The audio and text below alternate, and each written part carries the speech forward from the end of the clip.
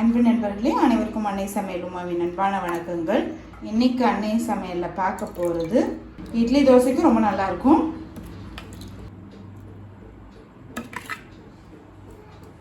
வாங்க எப்படி செய்யறதுன்னு பார்க்கலாம். 1 டேபிள் ஸ்பூன் துவரம்பருப்பு சேர்த்துக்கலாங்க.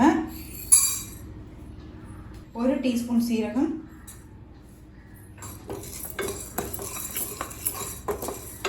துவரம்பருப்பு நல்ல கலர் மாறுற வரைக்கும் வறுத்துக்கலாம். துவரம்பருப்பு சேர்க்கறதுனால குழம்பு டேஸ்ட்டு நல்லா இருக்குங்க. இப்போ பாருங்கள், கலர் மாறிடுச்சு. இப்போ 1 டேபிள் ஸ்பூன் தேங்காய் துருவல் சேர்த்துக்கலாம். ஸ்டவ் ஆஃப் பண்ணிவிடுங்க. தேங்காயை லேசாக வறுத்திங்கன்னா போதும். இப்போ இது கொஞ்சம் நேரம் ஆகின பிறகு தேவையான அளவு தண்ணி சேர்த்து மிக்சியில் நைஸாக அரைச்சிக்கலாம். கடாயில் தேவையான அளவு எண்ணெய், 1 டீஸ்பூன் கடுகு, 1/2 டீஸ்பூன் உளுந்து, கருவேப்பிலை, கொஞ்சம் பெருங்காயம், 1 வெங்காயத்தை சேர்த்துக்கலாம். 10 பல் பூண்டு,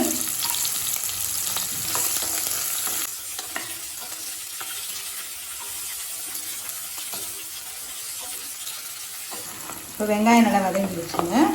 4 தக்காளி சேர்த்துக்கலாம்.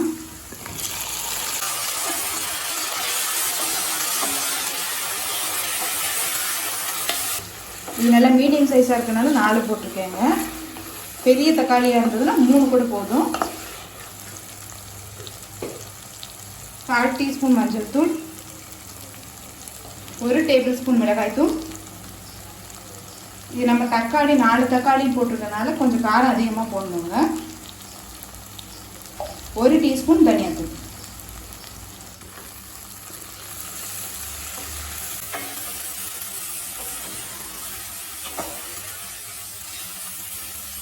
இப்போ மிளகாத்தூள் வாசனை போக 1 நிமிஷம் வரைக்கும் நல்லா வதக்கியாச்சு. இப்போ 3 கப் தண்ணி சேர்த்துக்கலாங்க.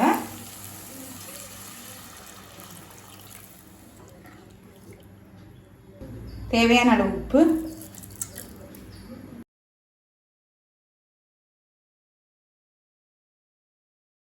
நம்ம அரைச்சி வச்சிருக்க விழுதை இதில் சேர்த்துக்கலாங்க.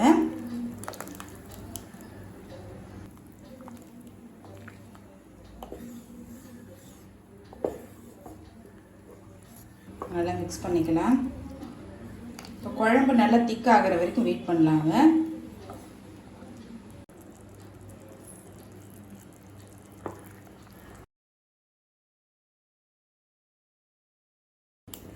குழம்பு பாருங்கள் நல்லா திக்காயிடுச்சு.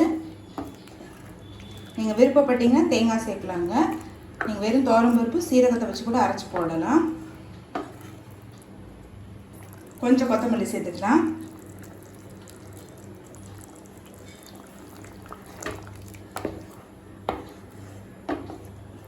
தக்காளி குழம்பு ரெடி ஆகிடுச்சுங்க. சர்வ் பண்ணிடலாம். இப்போ சுவையான தக்காளி குழம்பு ரெடி ஆகிடுச்சு. ரெசிபியை ட்ரை பண்ணி பாருங்கள். கண்டிப்பாக உங்களுக்கே பிடிக்கும். ரெசிபி பிடிச்சிருந்ததுன்னா வீடியோவை லைக் பண்ணுங்கள், கமெண்ட் பண்ணுங்கள், ஷேர் பண்ணுங்கள். இது வரைக்கும் அன்னை சமையல் சேனலை சப்ஸ்கிரைப் பண்ணுறேன்னா சப்ஸ்கிரைப் பண்ணுங்கள். தேங்க்யூ.